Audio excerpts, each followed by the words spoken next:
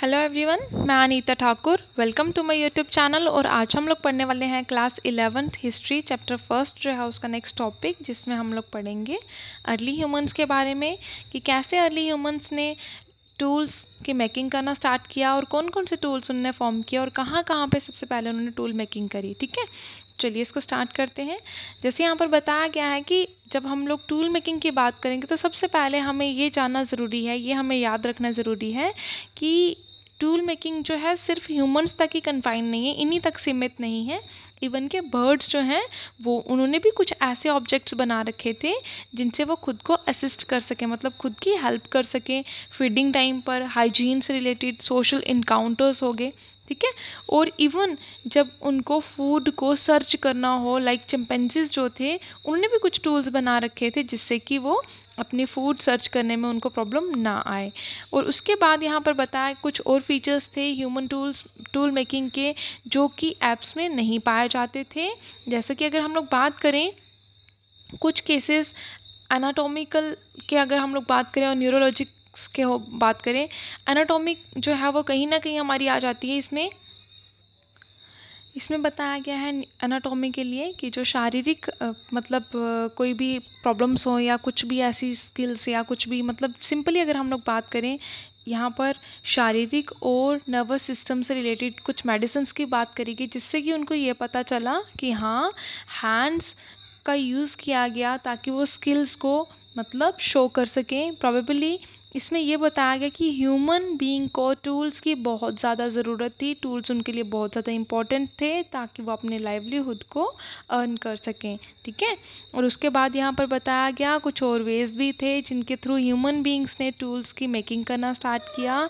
और उसके लिए सबसे इम्पॉर्टेंट चीज़ ये थी कि अगर आप टूल मेकिंग कर रहे हो तो आपकी मेमोरी जो है वो बहुत ज़्यादा वास्ट होनी चाहिए, कम्प्लेक्स होनी चाहिए, ताकि आप उस स्किल को प्रॉपरली ऑर्गेनाइज कर सको, मतलब उस स्किल को प्रॉपरली शो कर सको, उससे कुछ प्रोडक्ट को बना सको।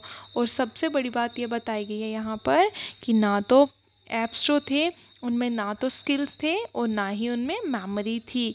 इसकी वजह से हम लोग ये बोल सकते हैं कि ह्यूमन बीइंग्स ने ही टूल्स को फॉर्म किया। ऐप्स जो थे उन्होंने कुछ जस्ट ऐसे मतलब बोल सकते हैं लिटिल बिट टूल्स की शेप्स जो होंगी वो देखी होंगी या बनाई होंगी। ठीक है, तो अर्लीस्ट एविडेंस जो है, जो सबसे पहला एविडेंस जो है वो टूल मेकिंग का और टूल को यूज़ करने का, वो कहाँ से मिला? स्टोन टूल को यूज़ करने का वो मिला हमें इथोपिया की साइट से और कीनिया से, जिसमें ये पता चला कि ये जो अर्लीस्ट स्टोन टूल हैं उनकी मेकिंग जो है वो एस्ट्रोलोपिथिक्स जो थे उन्होंने करी थी। ठीक है, तो अगर हम लोग इसी केस को थोड़ा और ब्रॉडर सेंस में लेके चलें तो यहाँ पर बताया गया कुछ और एक्टिविटीज़ भी थी जिनमें हम लोग को ये पता चला कि सिर्फ टूल मेकिंग ही नहीं, मतलब टूल मेकिंग जो है वो किसने बनाए हैं। अभी ये क्वेश्चन भी तो राइज होता है ना, तो यहाँ पर ये बताया गया कि हमें इस चीज़ के बारे में बिल्कुल भी पता नहीं है कि टूल मेकिंग मैन ने किया, वुमेन ने किया, दोनों ने मिलकर किया।